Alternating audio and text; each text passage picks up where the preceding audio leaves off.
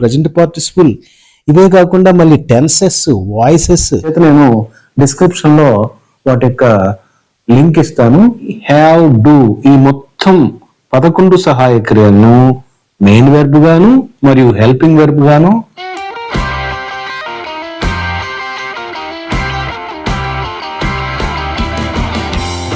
Friends, parts of speech లో భాగంగా ఈరోజు వెర్బ్ గురించి తెలుసుకుపోతున్నాం. ఫ్రెండ్స్, వెర్బ్ యొక్క నిర్వచనం మనం గమనించినట్లయితే verb is a word that describes an action, occurrence or state of being. Verb అనేది ఒక చర్య, యాక్షన్, స్థితి, స్టేట్, కలిగి ఉండటం, పొసెషన్ లేదా సంఘటన, అక్కరెన్స్. అసలు కాదేది కవితకు అనర్హం అన్నట్లు వెర్బ్ కానిదేముంది? మనం నిద్ర లేచింది మొదలు నిద్రపోయేంత వరకు చేసే ప్రతి పని కూడా వెర్బే కదా. ఎవరైనా కథ చెప్తున్నప్పుడు మనం కొట్టే ఊ దగ్గర నుండి ఎవరినైనా రమ్మని చేసే సైగ దాకా అన్నీ కూడా క్రియలే మిత్రమా. ఇది ప్రతి వాక్యంలో అత్యంత కీలకమైన భాగం. వెర్బ్ లేకుండా వాక్యం అసంపూర్ణంగా ఉంటుంది. కాదు, అసలు వెర్బ్ లేకుండా వాక్యమే ఉండదు. ఫ్రెండ్స్, వెర్బ్ అనగానే మనకు రకరకాల పేర్లు వినపడతాయి. మెయిన్ వెర్బ్స్, హెల్పింగ్ వెర్బ్స్, మరలా వీటినే మనం ఆక్సిలరీస్ అని కూడా అంటాం.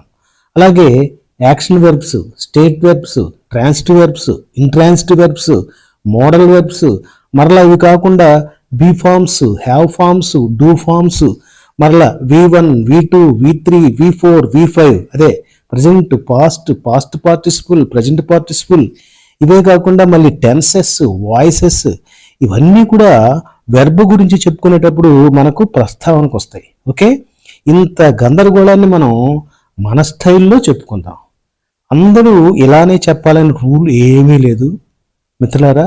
చెప్పే స్టైల్ వేరే ఉండొచ్చు కానీ కాన్సెప్ట్ మాత్రం ఒక్కటే. ఓకే ఫ్రెండ్స్, పాఠంలోకి వెళదాం. ఫ్రెండ్స్, ఒకసారి ఈ మైండ్ మ్యాప్ను గమనించండి. ఈ టైప్స్ ఆఫ్ వెర్బ్స్ మనం 2 రకాలుగా చూస్తున్నాం. ఒకటి మెయిన్ వెర్బ్గా, 2 హెల్పింగ్ వెర్బ్గా. ఓకే, వీటిని ఇలాగే వర్గీకరించాలి అనేటటువంటి రూల్ ఏమీ లేదు. కాకపోతే మనం మీకు అర్థం అవటం కోసం ఈ వెర్బ్స్ నేను చిన్న చిన్న పార్ట్లుగా విడగొట్టి మీకు చెప్పే ప్రయత్నం చేస్తున్నాను. ఓకే, ఇప్పుడు మెయిన్ వెర్బ్స్ అంటే ఏంటి, హెల్పింగ్ వెర్బ్స్ అంటే ఏంటి, ఒక ఉదాహరణ వాక్యం ద్వారా లేదా 2 ఉదాహరణ వాక్యాల ద్వారా చూద్దాం. ఇది చూడండి. They play cricket. వారు క్రికెట్ ఆడతారు. ఎప్పుడు ఆడతారు? సర్వసాధారణంగా ఎప్పుడూ ఆడతారు. ఆడటం అనేది వాళ్ళ హాబీ. రేపు ఆడతారు, నిన్న ఆడి ఉంటారు, వచ్చే సంవత్సరం కూడా ఆడతారు. ఇలాంటి వాక్యాలను మనం సింపుల్ ప్రెజెంట్ లో చెప్తాం కదా.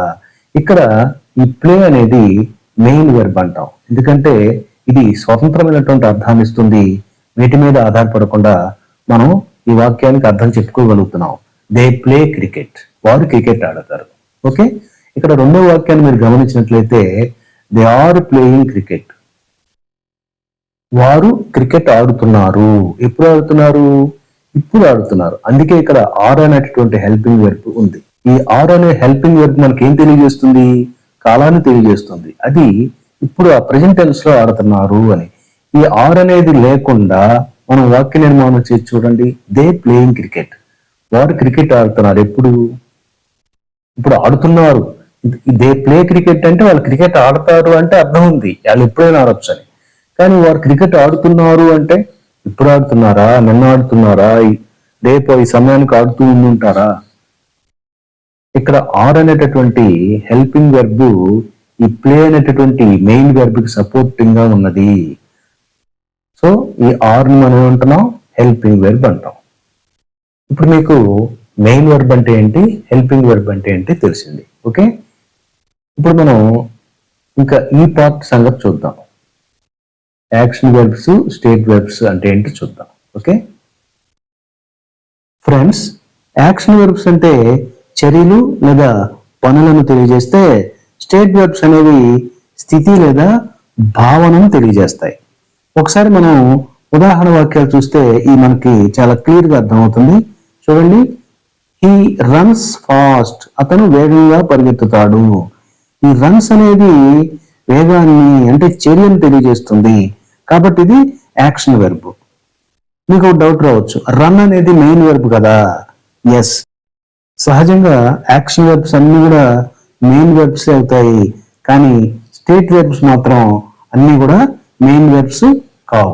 కొన్ని హెల్పింగ్ వెర్బ్ గాను, కొన్ని మెయిన్ వెర్బ్ గాను, ఒకసారి హెల్పింగ్ వెర్బ్ గాను, ఒకసారి మెయిన్ వెర్బ్ గాను వర్క్ చేస్తాయి అన్నమాట. ఓకే, సో ఈ రన్స్ ఫాస్ట్ లో రన్ అనేది యాక్షన్ వెర్బ్ లేదా మెయిన్ వెర్బ్. ఇది చూడండి, I love my family. I love my family, నేను నా కుటుంబాన్ని ఇష్టపడతాను. ఈ ఇష్టపడటం అనేది ఒక స్థితి. Okay, she knows the answer, ఆమెకు సమాధానము తెలుసు. ఈ తెలుసు అనేది కూడా ఒక స్థితి. ఐ ఆమ్ ఏ బాయ్, నేను ఒక బాలుడినే ఉన్నాను. ఈ ఉండటం కూడా ఒక స్థితి. సో లవ్, నో, యామ్, వీటిని మనం స్టేట్ వెర్బ్స్ అంటాం. ఓకే, సహజంగా మా అందరికి కూడా మెయిన్ వెర్బ్స్ పనులను తెలియజేస్తాయి కాబట్టి మనం ఇప్పుడు కూడా వాటితో టచ్ లో ఎక్కువగా ఉంటాం కాబట్టి అందరికి కూడా మెయిన్ వెర్బ్స్ తెలిసే ఉంటాయి. కాకపోతే స్టేట్ వెర్బ్స్ మాత్రం అంతగా తెలియకపోవచ్చు. For example believe, know, think, understand, remember, forget, ఇలాంటివన్నీ కూడా స్టేట్ వెర్బ్స్. ఇవి ఎక్కువ మందికి తెలియకపోవచ్చు, అంచేత నేను డిస్క్రిప్షన్ లో వాటి యొక్క లింక్ ఇస్తాను, మీరు డౌన్లోడ్ చేసుకోండి. ఓకే ఫ్రెండ్స్, ఇప్పుడు మీకు స్టేట్ వెర్బ్స్ అంటే ఏంటి, అలాగే మెయిన్ వెర్బ్స్ లేదా యాక్షన్ వెర్బ్స్ అంటే ఏంటి తెలిసింది కదా. మనం నెక్స్ట్ ఈ రెండవ పార్ట్ అయినటువంటి హెల్పింగ్ వెర్బ్స్ లోకి వెళ్దాం. ఓకే ఫ్రెండ్స్, ఇప్పుడు మనం హెల్పింగ్ వెర్బ్స్ గురించి చూద్దాం.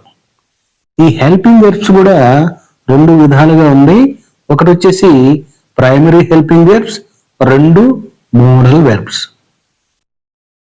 ప్రైమరీ హెల్పింగ్ వెర్బ్స్ అంటే ప్రధాన సహాయక క్రియలు. అలాగే మోడల్ వెర్బ్స్, ఎంఓడిఎల్, మోడల్ అంటే నమూనా. ఇది ఎంఓడిఏఎల్, మోడల్ అంటే విధానము, పద్ధతి. ఎప్పుడైతే ఈ మోడల్ వెర్బ్స్ ని మనం మెయిన్ వెర్బ్ కి ముందుగా ఉంచి వాక్య నిర్మాణం చేస్తామో ఆ వాక్యం ప్రత్యేక అర్థాన్ని సంతరించుకుంటుంది. వాటిని మనం వాక్యాలలో ఉదాహరణగా చెప్పుకున్నప్పుడు అర్థం చేసుకుందాం. ప్రస్తుతం ఈ ప్రైమరీ హెల్పింగ్ వెర్బ్స్ గురించి చూద్దాం. ఓకే ఫ్రెండ్స్, ఈ ప్రైమరీ హెల్పింగ్ వెర్బ్స్ అంటే ప్రధాన సహాయక క్రియలు మనం ఆ పేరుతో ఎందుకు పిలుస్తాము అంటే, మీరు గమనించండి, వీటిలో మనకి బి రూపాలు, హ్యావ్ రూపాలు, డూ రూపాలు ఉన్నాయి కదా. ఇవి ఈజ్, యామ్, ఆర్, వజ్, వర్, ఈ 5 కూడా ఒక్కసారి మెయిన్ వెర్బ్ గాను వాడొచ్చు, అలాగే వీటిని హెల్పింగ్ వెర్బ్ గా కూడా వాడొచ్చు. ఓకే, అలాగే హ్యావ్ రూపాలైనటువంటి హ్యాజ్, హ్యావ్, హ్యాడ్, ఈ మూడింటిని కూడా ఒకసారి మెయిన్ వెర్బ్ గా వాడొచ్చు, మరోసారి అవసరమైతే హెల్పింగ్ వెర్బ్ గా కూడా వాడొచ్చు. అలాగే మిగిలినటువంటి డూ, డస్, డిడ్, ఈ మూడింటిని కూడా మనం ఒకసారి మెయిన్ వెర్బ్ గానే వాడొచ్చు, ఒక్కోసారి హెల్పింగ్ వెర్బ్ గా కూడా వాడొచ్చు. ఈ విధంగా ఈ బీ, హ్యావ్, డూ, ఈ మొత్తం 11 సహాయక క్రియలను మెయిన్ వెర్బ్ గాను మరియు హెల్పింగ్ వెర్బ్ గాను వాడటానికి ఈ 11 ప్రత్యేక లక్షణాలు కలిగి ఉన్నాయి కాబట్టి వీటిని మనం ప్రైమరీ హెల్పింగ్ వెర్బ్స్ అంటే ప్రధాన సహాయక క్రియలు అని చెప్పేసి అంటున్నాం.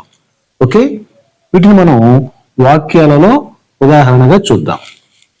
ఫ్రెండ్స్, ఇప్పుడు ఎగ్జాంపుల్ సెంటెన్సెస్ చూద్దాము. ముందుగా బి రూపాలు చూద్దాం. ఐ ఆమ్ హ్యాపీ, నేను సంతోషంగా ఉన్నాను. షీ ఈజ్ ఏ డాక్టర్, ఆమె ఒక డాక్టర్ అయి ఉన్నది. I am reading a book, నేను పుస్తకం చదువుతూ ఉన్నాను. She is writing a letter, ఆమె ఉత్తరం రాస్తూ ఉన్నది. ఓకే, ఇక్కడ ఐ ఆమ్ హ్యాపీలో వేరే ఎలాంటి అదనపు క్రియ లేదు, యామ్ అనే ఒక క్రియ మాత్రమే ఉన్నది. సో ఇది మెయిన్ వెర్బ్ గా వచ్చింది అనమాట. ఐ ఆమ్ హ్యాపీలో యామ్ అనేది మెయిన్ వెర్బ్ గా ఉన్నది. అలాగే షీ ఈజ్ ఏ డాక్టర్ లో కూడా ఈజ్ అనేది మెయిన్ వెర్బ్ గా ఉన్నది. కానీ ఇక్కడ చూడండి, I am reading a book లో రీడింగ్ అనేటటువంటి మెయిన్ వెర్బ్ కి యామ్ అనేది సపోర్టింగ్ వెర్బ్ గా అంటే హెల్పింగ్ వెర్బ్ గా ఉన్నది. అలాగే she is writing a letter లో రైటింగ్ అనేటటువంటి మెయిన్ వెర్బ్కి ఈజ్ అనేది హెల్పింగ్ వెర్బ్గా ఉన్నది. కాబట్టి బి రూపాలు మనకి ఒకసారి ఏమో మెయిన్ వెర్బ్ గాను మరోసారి ఏమో హెల్పింగ్ వెర్బ్ గాను పనిచేస్తూ ఉన్నాయి. అలాగే ఇప్పుడు డూ చూద్దాం, హ్యావ్ చూద్దాం. హ్యావ్ రూపాల్లో ఐ హ్యావ్ ఏ కార్, నాకు ఒక కారు ఉన్నది, నేను కారును కలిగి ఉన్నాను. హ్యావ్ అనేది మెయిన్ వెర్బ్ గా వచ్చింది. ఇది చూడండి, I have finished my work, నేను నా పనిని కంప్లీట్ చేశాను. హ్యావ్ ప్లస్ వెర్బ్ 3 అనమాట. Present perfect, just completed action. I have finished my work, నేను ఇప్పుడే నా పని పూర్తి చేశాను. ఇక్కడ హ్యావ్ అనేది ఫినిష్డ్ కి సపోర్టింగ్ వెర్బ్ గా అంటే హెల్పింగ్ వెర్బ్ గా వచ్చింది. కాబట్టి ఇక్కడ హ్యావ్ రూపాలు కూడా ఒకసారి మెయిన్ వెర్బ్ గాను మరోసారి హెల్పింగ్ వెర్బ్ గాను వస్తున్నాయి. అలాగే చివరిగా డూ రూపాలు చూద్దాం. ఐ డూ మై హోంవర్క్, నేను నా ఇంటి పనిని చేస్తాను. ఇది డూ అనేది ఇక్కడ మెయిన్ వెర్బ్ గా వచ్చింది. దీన్ని గమనించండి, he did not understand the lesson, అతను పాఠాన్ని అర్థం చేసుకోలేకపోయాడు, అర్థం చేసుకోలేదు. డిడెంట్, ఇక్కడ డిడ్ అనేది హెల్పింగ్ వెర్బ్ గా వచ్చింది.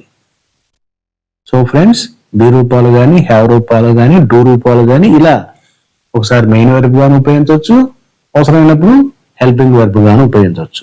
ఈ విధంగా 2 రకాలుగా ఉపయోగిస్తున్నాం కాబట్టి వీటిని ప్రైమరీ హెల్పింగ్ వెర్బ్స్ లేదా ప్రైమరీ ఆక్సిలరీస్ లేదా ప్రధాన సహాయక క్రియలు అన్నాం. ఓకే ఫ్రెండ్స్, ఇప్పుడు మోడల్ క్రియల గురించి తెలుసుకుందాం. ఈ మోడల్ వెర్బ్స్ ని ఫ్యూచర్ పాసిబిలిటీ భవిష్యత్ అవకాశము, నెసెసిటీ అవసరము, సర్టెనిటీ నిశ్చయత, పర్మిషన్ అనుమతి, ఆబ్లిగేషన్ బాధ్యత మొదలైనటువంటి భావాలను వ్యక్తం చేయడానికి ఉపయోగిస్తాం. ఇక్కడ గమనించండి, shall, should, will, would, can, could, may, might, must, ought to ఇంతవరకు ఉన్నటువంటి 10 మోడల్ వెర్బ్స్ కేవలం సహాయక క్రియలుగానే పనిచేస్తాయి. మరి నీడ్, డేర్, యూజ్డ్ అనేవి అటు సహాయ క్రియలుగాను ఇటు ప్రధాన క్రియలుగా కూడా పనిచేస్తాయి. ఫ్రెండ్స్, గుర్తుపెట్టుకోండి, ఇంగ్లీష్కి సంబంధించి ప్రిపోజిషన్స్ లేదా ఈ మోడల్ వెర్బ్స్ కేవలం సాధనతో తప్ప చదివి అలా వదిలేస్తే మన మస్తిష్కంలో నిక్షిప్తం ఎట్టి పరిస్థితుల్లో కావు. ఓకే ఫ్రెండ్స్, ఎగ్జాంపుల్ సెంటెన్సెస్ని గమనిస్తూ వీటిపైన అవగాహన పెంచుకోండి. డిస్క్రిప్షన్లో నోట్స్ ఇచ్చాను, డౌన్లోడ్ చేసుకుని సాధన చేయండి. ఓకే.